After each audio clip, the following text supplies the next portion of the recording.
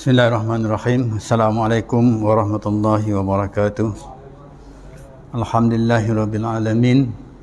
Wassalatu wassalam ala asyrafil anbiya'i wal mursalin wa ala alihi wa sahbihi ajma'in. Rabbi shrah li sadri wa yassir li amri wahlul 'uqdatam min lisani yafqahu qawli. Subhanaka la ilma lana illa ma 'allamtana innaka antal alimul hakim. Amma ba'd. Alhamdulillah, kita sambung bacaan kitab Tanbihul Ghafilin dalam tajuk ghibah. Kita baca lagi beberapa hadis yang menceritakan tentang ghibah ini. Tapi tajuk khusus pada malam ini kita boleh petik daripada hadis yang menjelaskan, mengatakan ghibah itu ialah menghapuskan amalan. Jadi ghibah itu mengumpat, ataupun ghibah itu sebahagian perkara yang menghapuskan amalan hasanat kita, amalan kebaikan kita. Baik, saya teruskan dengan hadis yang berikut, iaitu Anas bin Malik radhiyallahu anhu berkata, Rasulullah sallallahu alaihi wasallam bersabda, "Arba'un yufattarnal sa'ima wa yanquznat wudu'a wa yahdimna amal. Al-ghibatu wal kadhibu wan namimatu wan nazaru ila mahasinil mar'ati allati la yakhillu lahu an-nazaru ilaiha wa hunna yaskina usulas syarri kama yaskil ma'u usulal sajari wa syurbul khamri ya'lu khataya." Empat macam, arba'un yufattirna, empat macam yang dapat membatalkan puasa dan wudu dan menghapuskan amal, itu merosakkan amal. Saya ulang lagi sekali, empat macam ataupun empat perkara yang dapat membatalkan puasa dan wudu dan menghapuskan amal, iaitu rosaklah, amal kita rosak. Yang pertama, ghibah. Disebut ghibah, iaitu mengumpatlah, membincangkan keburukan orang lain. Yang kedua, dusta, kadzib, bercakap bohong. Yang ketiga, mengadu-ngadu, ataupun dia kata mengadu domba dalam antara seorang dengan yang lainnya, mengadu domba. Itu dia kata dalam bahasa Arab an-namimah, ya, mengadu domba. Ada hadis yang lain disebut siapa yang melakukan an-namimah ini tak masuk syurga, la yadkhulul jannah namain. Kemudian yang keempat, memperhatikan kecantikan wanita yang haram dilihatnya.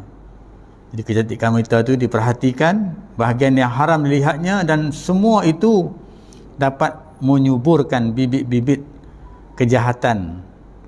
Jadi semua empat perkara yang disebutkan di atas itu yang boleh menyebabkan membibitkan, ya,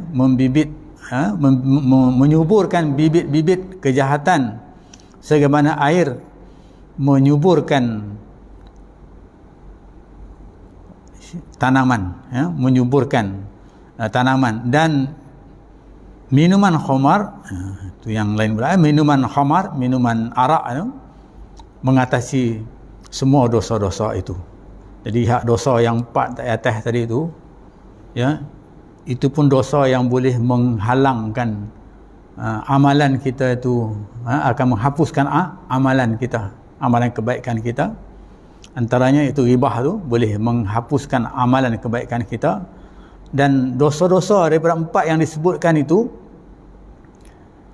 dosa yang mengatasi empat itu, iaitu dosa minum khamar, minum arak. Sebelum ni kita dah ambil tajuk itu, minum arak. Itu maksud hadis ini. Jadi kalau kita faham maksud hadis ini, kita dapat di sana maksudnya jelas kepada kita, mengumpat ataupun membincangkan keburukan orang lain, ia merupakan satu amalan yang dibenci oleh Allah Subhanahu Wa Taala, macam juga dusta, ya. Dan amalan ini menyebabkan amalan kebaikan yang ada kepada kita, yang kita lakukan, akan pupus, akan hilang. Dia kata hilangnya itu, dia kata, ya, semuanya itu dia kata dapat menyuburkan, mana kata dapat menyuburkan kejahatan. Jadi 4 perkara itu boleh menyuburkan lagi kejahatan-kejahatan yang lain. Itu antaranya. Tapi disebut di bawah itu, dia kata minum arak itu mengatasi semua dosa-dosa yang disebutkan tadi itu. Di dalam bab minum arak ni saya teringat kisah anak Sayyidina Umar Al-Khattab dalam kitab lain, kitab Sirus Salikin, ya, Sirus Salikin, ya. Anak Umar Al-Khattab, 2 orang anak dia, satu nama Abdullah, satu nama Ubaidullah. Ubaidullah ni digelarkan dengan Abi Samhah. Abi Samhah, ya. Dia panggil Abi Samhah. Kunyahnya, nama dia, gelaran dia panggil Abi Samhah. Abi Samhah ni dia anak yang baiklah daripada Sayyidina Umar, kan? Termasuklah Abdullah. Tak tahu abang yang mana satu, abang yang mana satu adik, ya. Tu saya tak jelas. Cuma yang tahu 2 orang lah, Abdullah satu, yang kita tahu Abdullah bin Umar yang selalu meriwayatkan hadis. Ubaidillah ni nama gelaran dia ialah Abi Samhah. Dia ni kisah hidup dia, ini ketentuan Allah Subhanahu Wa Taala kepada kita. Dalam bab ini kita kena percaya kepada dan qada dan qadar Allah, ya. Ada orang hidup mulanya cantik, ya, lepas tu akhirnya tak cantik. Ada orang hidupnya mula-mula tak cantik tapi akhirnya cantik, kan? Ini semua ketentuan Allah Subhanahu Wa Taala. Tapi ketentuan itu yang ditentukan itu berdasarkan kepada amalan kita, berdasarkan kepada amalan kita. Baik. Jadi cerita Abi Samhah ni pasal arak lah ni, yang nak kata sampai sebab dia minum arak yang boleh menyebabkan dia dikena sebat sampai 100 rotan. 100 rotan. Maknanya kalau sebat 100 rotan ni anak dara dengan anak teruna lah, kan? Sebat 100 rotan ni, kan begitu, kan? Jadi kalau yang dah kahwin tu dia rejam, kan? Ini anak mana dia belum kahwin lagi lah, ya. Sebab dia minum arak, dia kena sebat 100 rotan. Siapa yang sebat dia? Dalam zaman siapa? Dalam zaman bapa dia, dalam zaman Sayyidina Umar tu sendiri, kan? Pendek ceritakan, dia ni kebaikannya, kita sebut kebaikannya dulu, ya. Kebaikannya ni, dia ni boleh baca Quran macam mana Nabi baca. Itu keistimewaan Ubaidillah ni. Dia baca Quran tu macam mana Nabi baca, macam itulah dia baca. Keistimewaan dia. Dan ibadat-ibadat yang lain tu tinggilah maksudnya. Tapi maksudnya bukanlah kerana orang kuat beribadat itu dia tak terhindar daripada godaan yang boleh menyebabkan berlakunya zina tadi, kan? Yang boleh menyebabkan dia kena rotan 100 rotan tadi tu. Jadi itu tentang kebaikan dia lah yang kita tahu. Dan dia pernah diuji oleh Allah SWT sakit. Sihat macam kita lah, mula-mula sihat, kan? Sihat. Lepas tu dia sakit. Sakit ni sangat yang bersangatan lah. Sampai kalau kita kata sakit tu sakit yang membawa kepada kematian lah, kan? Sakit, kan? Sakit yang kuat lah kita katakan, ya. Kalau tengok sakitnya itu kita agak-agak dia tu tak boleh hidup lagi, kan? Tapi kuasa Allah Subhanahu Wa Taala, ya, sakitnya itu dapat menyembuhkan dia. Sebab sakitnya itu dapat, mana kata disembuhkan oleh Allah Subhanahu Wa Taala. Itu ketentuan Allah, ya. Bila dah sembuh, dah sihat dia beribadat macam biasa lah, kan? Beribadat macam biasa. Masa dia tak sakit pun dia beribadat juga, ya. Dia beribadat juga. bila dah sihat ni dia beribadat juga. Satu ketika dia free sikit lah, ya, dia pergi berjalan ke perkampungan orang Yahudi. Bila dia pergi ziarah atau berjalan dengan orang Yahudi ni, maka di sana dia dipelawa untuk minum, kan. Kalau macam kita lah, kita kan dipelawa untuk minum. Jadi dia pun minum lah, minum. Mungkin dia tahu ke dia tak tahu, itu wallahu alam lah, ya. Tapi yang dia minum tu khamra lah, maksudnya hamar lah, ya, arak. Yang menyebabkan lepas dia minum tu dia mabuk, kan. Dia mabuk. Bila dia mabuk, lepas tu dia balik lah, nak balik. Bila dia nak balik, dia lalu di perkampungan Najar, Bani Najar. Dan bila dia lalu di tepi kampung An-Najar itu, dia dapati ada seorang wanita yang sedang baring ke atas tempat, macam kita katakan tempat singgah lah, tempat orang tunggu-tunggu, macam kita tanam pokok, lepas tu kita buat pondok sikit, kan, begitulah. Dia letih-letih, kan, pungut-pungut hasil sayur dan sebagainya, letih, tertidur dia. Lalulah Abi Samhah ni, bila lalu dia nampak, dia, sebab dia mabuk, kan, jadi menuju ke arah untuk nak memperkosai wanita tadi. Akhirnya dia memperkuasai wanita itu sampai wanita itu tarik bajunya sebagainya, ya. Dan manusia itu tak dapat nak menghalang lah, sebab dia lebih kuat daripada, ya, lebih lagi dia mabuk, kan, lebih kuat daripada wanita itu. Jadi akhirnya wanita pun baliklah, dia pun baliklah ke rumah dia macam biasalah, kan. Bila balik, wanita ni tunggu sampai beberapa bulan tak datang haid. Dia tahulah bahawa dia ni dalam keadaan yang mungkin akan mengandung, melahirkan anak. Tunggulah dia sampai melahirkan anak.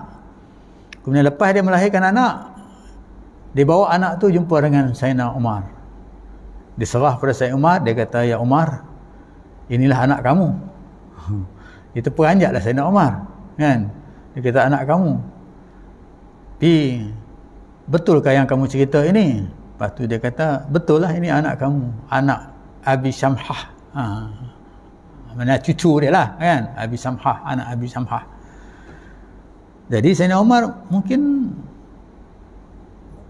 nak percaya orang cerita, kan, kita nak boleh percaya, tapi dia mungkin tak begitu ni. Apa bukti Sayyidina Umar kata yang mengatakan kamu ni, ini anak Samhah? Apa bukti dia? Jadi dia ceritalah macam yang disebutkan tadi tu. Dia cerita.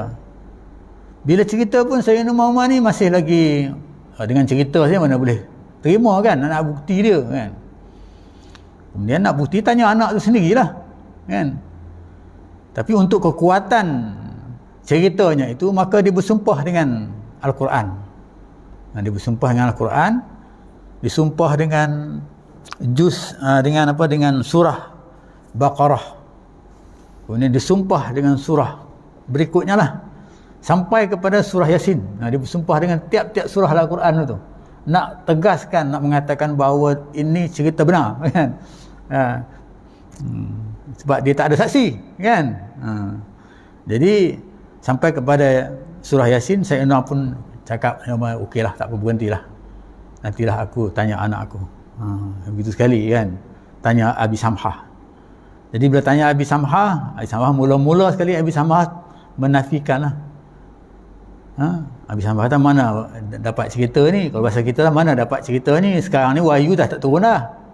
Mana kalau wahyu tu daripada wahyu tak turun dah. Dulu wahyu turun daripada Nabi, kan. Sekarang wahyu tak turun dah, kan? Cerita daripada mana? Jadi akhirnya dia cerita balik apa yang perempuan tu cerita kepada Abi Samhah, kepada anaknya itu, kan.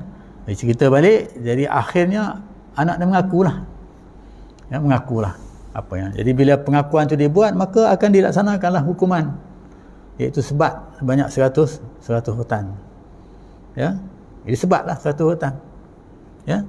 Perjalanan sebat itu ketika itu nak dibuat 10, lepas tu berhenti sekejap, lepas tu 10, sampai 100 hutan. Jadi mula-mulanya Sayyidina Umar ni dia nak sebat sendiri, tapi ashabun Nabi, maksudnya sahabat-sahabat Nabi yang lain, ya, mengatakan bahawa tak bolehlah sebat sendiri, ya. Nanti kalau mungkin kita katakan ada simpati kan. Yang kedua, bahasa kita lah. Yang pertama, yang kedua mungkin marah sangat, nanti lebih daripada had yang sebat yang dibenarkan. Kan? Jadi dia kata dia suruh seorang badui hitam, ya, yang suruh sebat. Kan? Dan badui hitam tu kata, aku ni sebat, kalau aku sebat binatang pun mati. Kata badui itu, kan? Kata badui itu, kan? Jadi tak apalah, maksudnya bukan Sayyidina Umar yang sebat, mestilah orang lain yang sebat. Para sahabat pun setuju, sahabat-sahabat para ambil setuju ketika itu. Jadi jalankanlah operasi itu, kita katakan pelaksanaan itu. Sebat, saya tak dapat cerita dengan cara detail, tak begitu ingat sangat, cuma sebat kali yang pertama 10 rotan. Sebat kali yang pertama 10 tu, Abi Samhah dia dah mengadu kepada bapa dia. Dia kata panas badan dia. Bila kena 10 rotan tu panas badan dia. Jadi kata Abu Bakar, badan dia lagi panas. Kalau Abi Samhah tu badan dia panas kena sebat 10 rotan, kata Abu Bakar, badan dia tu lagi panas daripada Abi Samhah itu, kalau sekiranya pelaksanaan ini tidak dilaksanakan. Dia kata. Jadi teruskan. Sebatkan lagi. Yang sebat tu nama Malhah, tak silap saya. Itu. Sebat lagi dia kata. Sebat 2 kali yang kedua. Sebat kali yang kedua, lepas kali yang kedua sebat, Abi Samhah kata, bagi masa senggang sikit lah, bagi dia rehat sikit. Sudah 20 rotan ni kan, bagi dia masa lama sikit dia untuk dia nak ya. Jadi kata Abu Bakar, kata Umar, orang yang duduk dalam neraka tak ada masa rehat, dia kata. Kalau dalam neraka tu ada masa rehat, aku bagi engkau rehat, kan? Teruskan lagi, kata dia. Terus lagi, masuk kali yang 10 kali yang ketiga. Ya, bila 10 kali yang ketiga, ini saya tak begitu ingat lah, kan? Tapi yang akhir sampai satu ketika, yang sampai yang akhir sekali tu, ya, dia minta air. Yang ke-7 itu dah, yang ke-70 dia minta air. Dia minta sedikit air. Benar Abi Samhah kata, Abu Bakar kata tak boleh. Tak dibenarkan dia untuk minum air. Dan sampailah maksudnya sampai yang akhir sekali itu, yang ke-90 gitu kan, dia yang ke-80 dia mengadu, dia minta merayu supaya dia ni bukan yang ke-70 ya, dia minta Sayyidina Abu Bakar ni supaya bagilah masa dia bertaubat. Dia kata, Sayyidina Umar kata, kalau kamu nak bertaubat, dia kata, lepas hukuman ni, kalau kamu nak bertaubatlah. Kalau tak bertaubat pun nak buat macam tu, teruskan. Sayyidina Umar kata, kan? Lepas tu seterusnya yang ke-80 kot, lepas yang 10 halaman tu, yang ke-90 saya tak begitu ingat kan, tapi nak diceritakan, mengatakan bahawa sampai dia minta kepada sahabat-sahabat yang tengok tu perbuatan dia, merayu kepada sahabat supaya bagi tahu kepada bapa dia, supaya maksudnya kesianlah dengan dia ni, maksudnya bagilah ruang kepada dia untuk dia nak rehat atau pergi sana. Kemudian dia kata teruskan lagi sampai ke 90. Ya, lepas 90 tu, ya, dia dah menjerit kesakitan. Dia kata matilah, kata kalau keadaan ni kita yang terakhir lah ni, pandangan kita, perjumpaan kita yang terakhir lah. Dia kata Sayyidina Umar, kalau begitu, dia kata tak apalah, kita berjumpa di titik Sirul Mustaqim nanti. Berjumpa tu. Jadi para sahabat dah ramai yang dah maksudkan kesianlah tengok keadaan itu, ya. Bila sampai yang 100, kata Umar, sebat kali yang 100. Sebat kali yang 100. Bila sebat kali yang 100 tu, maksudnya bila Sayyidina Umar kata, sebelum kamu berhenti sebat tu, kamu tengok keadaan tu macam mana, kan? Bila tengok, dia dah mati lah. Selepas 100 hutan dia mati, Abi Samhah ni, kan?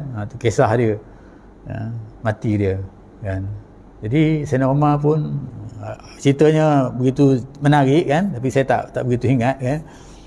Tapi Sayyidina Umar semayangkan, dia panggil sahabat-sahabat semua kapan dan sebagainya, semayang, tanamlah macam biasa, kan? Itu ending, ya, Abi Samhah. Bermula dengan arak, ya, mula dengan arak, lepas tu berlaku penzinaan, dan akhir dia dengan kita katakan su'ul khatimah lah, ya. Tapi tidak, dia akhir dengan husnul khatimah, sebab syariat tu berjalan di atas muka dunia ni, berjalan syariat tu. Jadi husnul khatimah, walaupun kita nampak dari sudut, kita katakan ini sebab apa husnul khatimah? Itu Abi Al-Abbas, Abu Al-Abbas, selepas peristiwa itu dia bermimpi. Dia bermimpi, periwayat hadis ni mimpi. Dia lihat Nabi SAW, ya, bersama dengan Abi Samhah, duduk depan Nabi SAW, ya. Nak menjelaskan, mengatakan bahawa, ya, kematian Abi Samhah itu maksudnya bukanlah su'ul khatimah, dia merupakan husnul khatimah. Itu ketentuan yang Allah Subhanahu wa taala berikan kepada perjalanan hidup Abi Samhah itu, ya. Bermula daripada sihat, lepas itu sakit, diuji dengan kesakitan, lepas itu bila dah sakit rehat balik, diuji dengan fitnah, iaitu minum arak lah, ya, oleh orang Yahudi, ya, akhirnya kena. Jadi tapi pelaksanaan kehidupan itu bersyariat, maksudnya ikut syariat lah. Kalau kau berzina, kau kena hukum lah berzina, kan, syariat. Jadi itu kecantikan syariat itu, maksudnya yang menyebabkan husnul khatimah tadi, walaupun dalam keadaan yang dia dihukum. Maksudnya hukumannya itu telah menghapuskan segala dosa yang telah dilakukan berdasarkan kepada syariat Allah Subhanahu wa taala kepada Nabi kita Muhammad sallallahu alaihi wasallam. Jadi di sini maksudnya melaksanakan syariat itu juga merupakan sebagai satu ibadat yang tinggi. Betul, Sayyidina Umar tu, ya, dia melaksanakan syariat itu, tidak terikat dengan perasaan hati dia, tapi dia terikat dengan pengabdian dia kepada Allah Subhanahu wa taala. Dia tak tergoyang lah, kita katakan, kan, begitu. Ini selingan cerita tentang, saya teringat sikit-sikit lah, kan. Nanti kalau ada masa kita baca detail cerita Abi Samhah ni, menarik, kan. Yang menariknya itu apabila saya baca, saya dulu masa tu saya mengajar, kan, di sekolah. Bila kita baca tu teknikal tu, bagaimana dia nak approach Abi Samhah tu, kan, walaupun dia seorang yang garang seorang ini, tapi dari segi teknologi, kita katakan psikologi dia tu, kan, sangat tinggi. Dia pergi tanya Abu Samhah ketika itu, Abu Samhah sedang makan, dia tak timbulkan kisah itu. Selepas dia bercantik, hubungannya baik betul dengan Abu Samhah, lepas tu baru dia timbulkan cerita itu, kan, baru dia tanya, ya, bukan kalau kita tak adalah siap. Kalau dalam cerita apa tu, saya tengok cerita Melayu, cerita Azmin Ali, bukan Azmin Ali pula, siapa tu, Ali Setan ke apa, ada cerita Melayu tu, yang Jin Samsudin buat senapang tu nak tembak, kan, sebab dia tahu anak dia tu buat benda tak baik, kan, nak senapang. Bukan, kalau kita macam tu lah tindakan kita, kan. Tapi saya nak Omar, ya, begitu tinggi dari segi psikologinya, kan, nak approach bagaimana nak bertanya soal-soal yang berkaitan dengan yang disebutkan tadi itu. Baik, ini sedikit cerita tentang Abi Samhah ini. Baik, jadi ghibah ini, ya, dia mana kata bibit-bibit yang ada kepada kita yang boleh menyebabkan kita menyuburkan lagi, ya,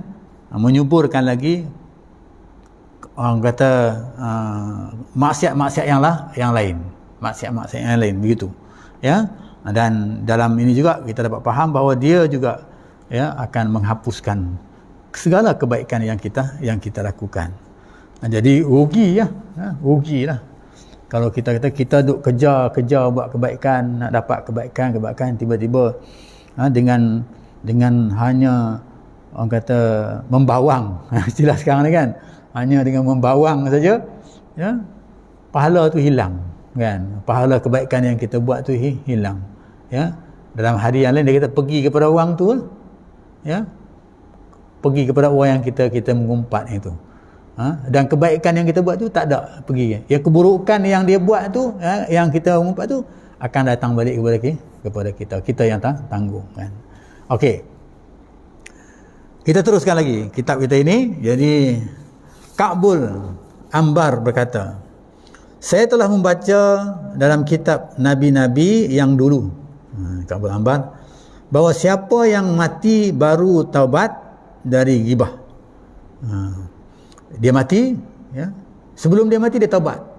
Dia kata aku tak mau mengumpat-ngumpat lagi dah. Dia bertaubat. Maka ia terakhir orang masuk syurga. Tu sampai sekali. Maksudnya orang yang akhir masuk syurga itu, dia merupakan orang, kalau dia tu ada buat ghibah, kemudian bila dia nak mati dia taubat. Bila dia taubat, maka atas taubatnya itu Allah terima taubatnya itu, tapi dia masuk syurga akhir sekali. Orang dah masuk habis dah, dia masuk akhir sekali, kan? Mungkin akhir tu lambat dia jalan sampai ke pintu syurga kan sebagainya, sebab ada dalam hadis menceritakan orang yang nak pergi ke syurga ni macam-macam cara. Ada yang berjalan sepantas kilat, ya, ada yang pergi dengan, kita katakan macam burung terbang, ya, nak masuk syurga tu. Ada yang pergi dalam keadaan yang berjalan mengangkak-angkak, kan. Ada yang pergi dan dia berjalan tu dalam keadaan yang kita katakan yang akhir ni, dia kata cerita yang akhir tu maksudnya dia jalan dengan mulut dia, ya, dengan kepala dia, kan, begitu, ya. Ada binatang yang berjalan gitu kan, dengan kepala dia jalan. Akhirnya dia sampai ke syurga akhir sekali, dia masuk syurga. Bila dia masuk syurga, dia bersyukurlah kerana dia dapat masuk syurga, ya. Tetapi dikatakan kepadanya, bila kamu masuk syurga, mintalah apa yang kamu nak, kan, dalam syurga, ya. Dia kata, apa aku nak minta lagi, dia kata, kan, aku dah masuk syurga ni pun alhamdulillah, dia kata, ya. Sebab kalau aku minta pun dah tak ada lagi dah, sebab orang yang masuk awal dah ambil semua dah. Dia kata begitu. Tapi orang kata nikmat Allah ini, ya, bukan hanya yang macam kita, macam disebutkan itu. Jadi akhirnya dia mintalah setakat mana yang, ya, yang boleh, kata dia. Jadi Allah bagi kepada dia seluas langit dan bumi. Itu yang bagi kepada dia. Tu orang yang last sekali masuk syurga, kan. Okey, jadi ini dalam bab ghibah ini ditegaskan ini, dia kata kita kena bertaubat lah, tu jelas lah, kan, bertaubat. Janganlah bertaubat selepas, kan. Bertaubat tu sebelum mati, kan. Jika taubat sebelum mati, maksudnya kita masuk syurga yang terakhir sekali, kan. Tapi kalau kita, orang kata, terus menerus melakukan ghibah itu, jadi orang yang pertama masuk neraka. Taubat orang yang last masuk syurga. Tapi kalau tak taubat, maksudnya orang yang pertama sekali masuk neraka. Okey. Nabi Isa alaihissalam, ya, Nabi Isa bin Maryam alaihissalam berkata kepada sahabatnya, bagaimana jika kamu melihat seorang tidur lalu terbuka auratnya? Kamu tengok seorang tu dia tidur, terbuka auratnya, apakah kamu menutupnya? Bila kamu tengok tu auratnya terbuka, kamu nak tutup tak? Begitu. Jawab mereka, ya. Jawab mereka, ya. Berkata Isa, bahkan, maksudnya betul lah, kan? Tambah kamu buka yang belum terbuka, kan? Kalau kamu, ya, akan menjadi tak baik itu kalau kamu yang kamu buka yang belum terbuka, kan? Tadi yang terbuka kamu tutup, itu baiklah. Tapi ada yang dah tutup, dia terbuka, maksudnya yang belum terbuka kamu buka, maka gitu. Nabi Isa AS berkata, tidakkah bila ada orang menyebut kepadamu kejelekan seseorang, lalu kamu tambah, kamu bila orang cerita-cerita tentang membawang tentang orang tu, kita tambah lagi, kita tambah lagi apa-apa yang tidak disebut oleh orang yang bercakap itu, maka kamu yang membuka sisa aurat itu. Itu yang dimaksudkan dengan hak yang tak terbuka tu.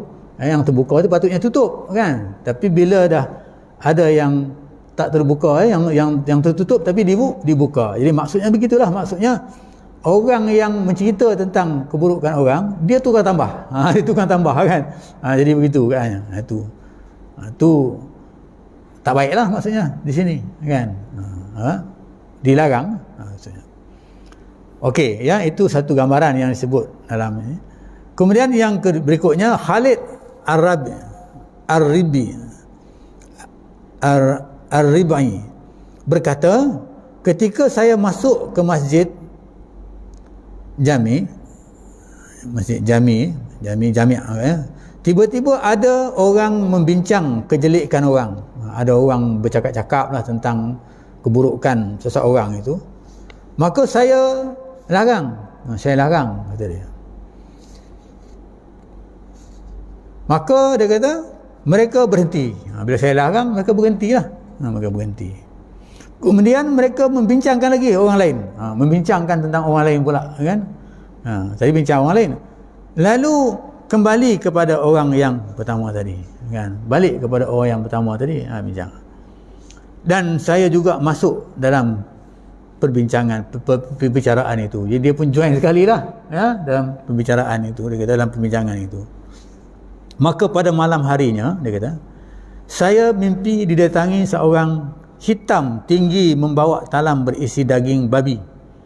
Ini orang yang kuat ibadat lah, ya. Maksudnya yang disebut ni orang-orang yang jenis waliullah lah, ya, di mana mereka ini dijaga, ya, kegiatan mereka, ya, aktiviti mereka ni dijaga oleh Allah Subhanahu Wa Taala sebab Allah sayang kepada mereka. Jadi pada malamnya dia mimpi, dia kata datang seorang hitam tinggi membawa talam berisi daging babi, lalu berkata kepadaku, makanlah. Dia bawa talam tu, dia kata makanlah. Saya jawab, saya disuruh makan daging babi. Demi Allah, saya tidak akan makan. Demi Allah, saya tidak akan makan. Lalu dia membentak keras kepadaku, dia kata. Lalu dia marah-marah lah, bentak keras. Dia kata, makan. Sambil berkata, engkau telah makan yang lebih keji dari ini. Makan, dia kata, makan. Kenapa tak nak makan daging babi ni? Kalau bahasa kita lah, makan. Sedangkan engkau ni makan yang lebih keji lagi daripada ini. Lalu dipaksakan daging babi itu ke dalam mulutku, dia kata. Jadi disuruh makan, aku tak nak, akhirnya dia sumbat juga, dia suruh makan juga, sampai bangun dari tidurku, sampai dia terjaga, dia mimpi, kan. Maknanya insiden itu menyebabkan dia terjaga. Demi Allah, saya telah tinggal selama 3 atau 40 hari, ya. Maksudnya selepas itu dia tinggal dengan 40 hari. Tiap makan makanan masih terasa bau busuknya babi itu dalam mulutku. Jadi bila berlaku peristiwa itu, lepas beberapa bulan, dia kata, dia makan terasa lagi bau, ya, busuk daging itu, kan. Nak menunjukkan di sini betapa beratnya, ya, maknanya dosa bagi orang yang mengumpat saudaranya. Dalam Al-Quran yang kita baca ayat sebelum ini, ya, seolah-olah makan daging saudaranya yang dah mati, kan. Jadi perbuatan tu mana kata jijik sangatlah, kan. Tapi walaupun jijik, kan, dia boleh buat, begitu, ya. Macam kita lah, kita tengok tak sampai hati, pada kita tak sampai hati lah, kita nak bunuh dengan cara yang macam ini, tapi dia boleh bunuh orang dengan cara yang macam itu. Itu hebatnya orang itu. Itu maksudnya begitu sekali, kan. Dia punya kalau kita kata apa ni, sadis kan, bahasa sekarang adalah sadis, ya. Kita tengok cerita-cerita Mak Saleh, ya, ini pun mempengaruhi anak-anak kita juga, ya. Dulu tembak tu orang kata jauh, dari jarak jauh, kan. Sekarang ni dekat, dia tunjuk dekat tu, kan. Macam real betul nampak benda tu, kan, dia buat, kan. Jadi tu sadis lah. Kalau bunuh dengan pisau tu, maksudnya kalau dulu tikam, zaman hantu harus tikam dengan kerih, darah keluar, habis mati lah, kan. Keadaan dia, kan. Tapi hari ni dia tikam tu bukan hanya setakat dengan kerih, lebih daripada kerih tajamnya, kan. Jadi cincang-cincangnya mayat itu, kan, betul sadis, kan. Betul. Jadi orang, jadi disebut dekat sini namanya perbuatan tu sangat keji lah. Ya, sifat tu patutnya tak ada kepada manusia yang Allah Subhanahu Wa Taala bagi kepada manusia ni, yang kita katakan, ya, yang untuk mentadbirkan alam ni sebagai khalifah Allah di muka bumi ni, tak ada sifat itu sepatutnya. ya, tapi oleh kerana dipengaruhi oleh syaitan tadi, ya, maka ya mengatasi sifat yang Allah letakkan, tak boleh buat begitu kan. Jadi ini keadaan yang kita nampak. Jadi nak mengatakan di sini terlalu keji sangatlah bagi orang yang ya mengumpat ini. Ya, mungkin pada kita biasa sajalah, tak apa, membawang biasa kan.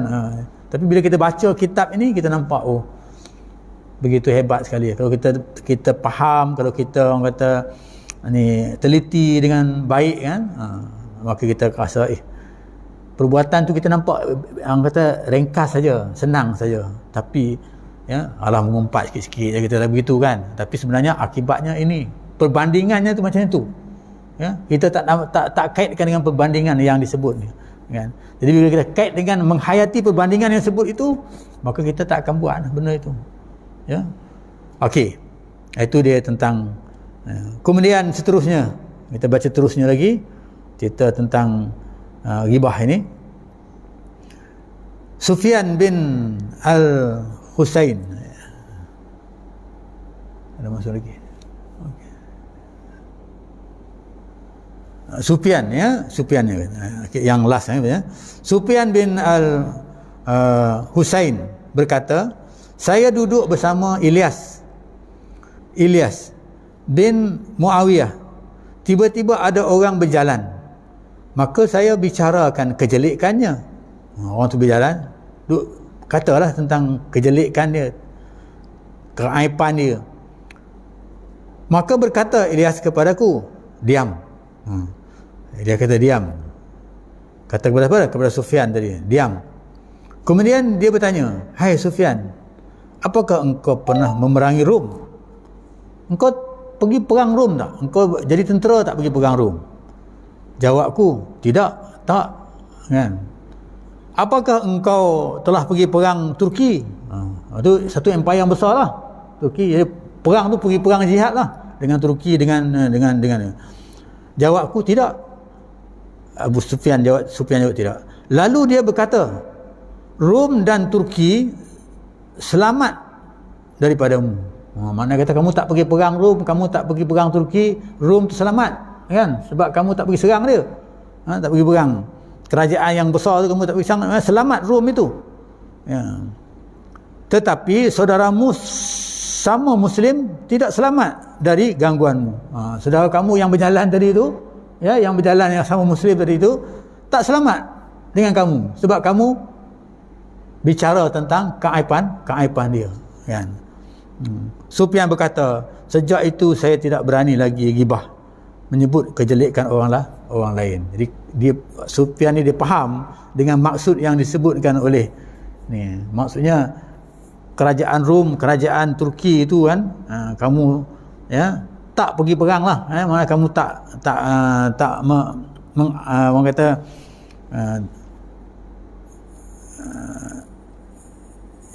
maksudnya tak selamat lah, kerajaan itu selamat ya. Tapi saudara kamu ni yang berjalan depan kamu tadi itu ya, agak orang kata mungkin ada sifat dia lemah sikit dan sebagainya ya. Ya, dengan kejelekan dia itu kamu bicarakan tentang itu, maka dia itu tak selamat. Bukan hanya dia tu, keadaan dia tu yang menyebabkan tak selamat, kerana apa? Kerana fitnah itu, dan juga kamu juga orang yang dikatakan tak selamat tadi. Jadi akhirnya Sufyan kata, aku pun tak berani ghibah lah, tak berani nak sebut-sebut lagi lah keadaan itu kan. Ini perbandingan yang diceritakan kepada orang yang betul-betul faham dengan dosa ghibah ini. Itulah yang insya-Allah kita akan sambung lagi bacaan kitab ini ya, beberapa hadis lagi untuk nak menjelaskan kepada kita betapa maksudnya dilarangnya kita ya supaya ghibah ini ya kepada kita bersifat yang mana sifat ini merugikan kita ya. Kerana apa? Kerana dia akan menghilangkan amal kebaikan kita. Ya, daripada kita hidup dulu sampai sekarang banyak amal kebaikan yang kita buat ya. Tapi oleh kerana kita leka dengan keadaan ghibah ini, mungkin kita tak tahu ya akibat dia, kita ingat sebagai satu perkara biasa saja ya. Mungkin orang kata Sebab membawang-bawang ni suka, seronok kan, begitu keadaan dia kan. Tapi dalam keadaan yang macam ini, bila kita faham ini, maka nak jadi orang yang beriman, nak jadi orang yang baik, kita katakan, maka kita kena buanglah ya, sikit demi sikit keadaan ini supaya akhirnya ya, dan paling tidak kita bertaubatlah yang telah lepas itu. Mudah-mudahan dengan bertaubat itu, walaupun dikatakan orang yang bertaubat itu dapat masuk syurga yang akhir sekali, itu pun tak apalah ya. Yang pentingnya maksudnya kita tak mau melibatkan diri kita dengan neraka Allah Subhanahu Wa Taala, bertepatan dengan yang kita doa selalu tu, Rabbana atina fid dunya hasanah wa fil akhirati hasanah wa qina azabannar, itu kan. Jadi kita bertepatan dengan doa itu ya, kita doa tiap-tiap hari doa tu kan. Tapi ada perkara-perkara yang terlepas pandang, mungkin terlepas pandang dengan sebab kita tak tahu ya kan.